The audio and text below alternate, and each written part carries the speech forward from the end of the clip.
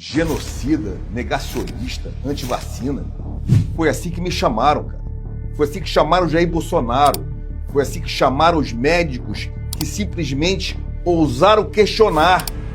5 anos se passaram. E hoje, nos Estados Unidos, decisões tomadas durante a pandemia por Anthony Fauci vieram à tona. Lockdown, máscaras, autonomia médica, liberdade de tratamento, assuntos que naquela época eram tratados como indiscutíveis. Eu estava lá e posso falar isso porque eu vivi essa missão. Eu não cheguei ao Ministério da Saúde por ambição política. Eu era general do Exército da Ativa, comandante da 12ª Região Militar. Quando o presidente Bolsonaro precisou de mim, eu aceitei o desafio de assumir o ministério no pior momento da pandemia, na maior guerra que esse país já viveu.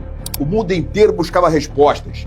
Países ricos, desenvolvidos, com estruturas hospitalares muito maiores que a nossa, também enfrentavam dúvidas, incertezas e perdas enormes. Mas no Brasil, parecia que alguns já tinham escolhido os culpados.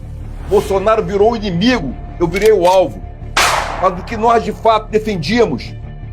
Liberdade para trabalhar, liberdade para o médico exercer sua profissão e discutir, junto com o paciente, as alternativas daquele momento. Liberdade para questionar. Isso nunca significou negar a ciência. Nunca. Significava reconhecer que estávamos diante de uma doença nova, que a própria ciência buscava respostas todos os dias. E disseram que o Bolsonaro era contra a vacina. Fala sério. Olha só, vamos aos fatos. Na minha gestão, com o presidente Bolsonaro, o governo federal comprou mais de 500 milhões de doses de vacinas. Nós investimos bilhões de reais no fortalecimento do Parque Fabril Nacional com o Butantan e a Fiocruz. Adquirimos centenas de milhões de seringas, agulhas, para tornar possível uma campanha daquela dimensão. 38 mil salas de vacinação prontas. Em janeiro, nós investimos milhões de reais em campanhas para esclarecer a população e incentivar a vacinação. Quando chegou a hora, a vacinação começou de forma simultânea em todos os estados do Brasil, de norte a sul. Em um dia, nós distribuímos vacinas para todo o Brasil. Nenhum brasileiro podia ficar para trás. E não foi só vacina, hein? Estados e municípios não ficaram sozinhos.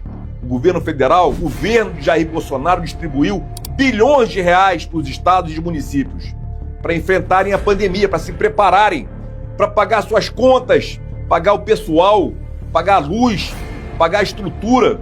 Milhares de novos leitos foram habilitados, milhares de respiradores foram distribuídos, EPIs, máscara, luva, equipamento, insumos chegaram a todos os mais longínquos rincões do país. Enquanto alguns construíam uma narrativa, nós tínhamos uma responsabilidade: fazer o SUS funcionar. Era uma operação de guerra em um país continental e nós não fugimos da missão. A grande imprensa deixou simplesmente de informar e fiscalizar para assumir uma postura política contra o governo, por simples ódio a Jair Messias Bolsonaro. Questionou? Negacionista. Falou em autonomia médica? Negacionista. Defendeu o direito de trabalhar? Negacionista. Enquanto isso, milhões de brasileiros tinham uma preocupação muito mais concreta: como colocar comida dentro de casa. E a fome disso tudo, como é que ia sair? Como é que ia ser isso?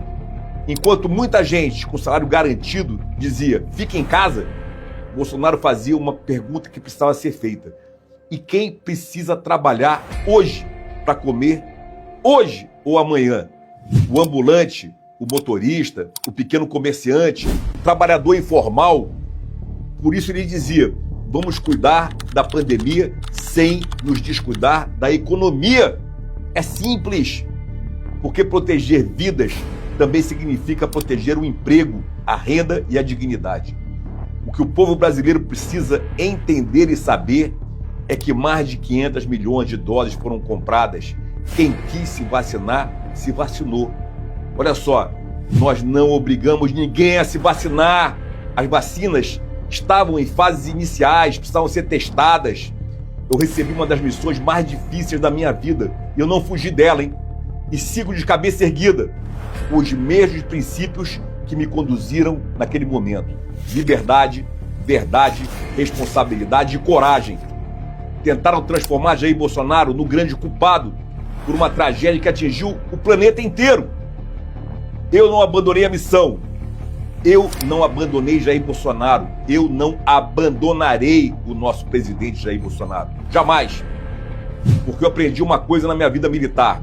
Missão não se abandona, princípios não se negociam e lealdade não se trai. Vamos pra cima, tropa, tamo junto. Aconteça o que aconteceu comigo, a verdade chegará na hora certa.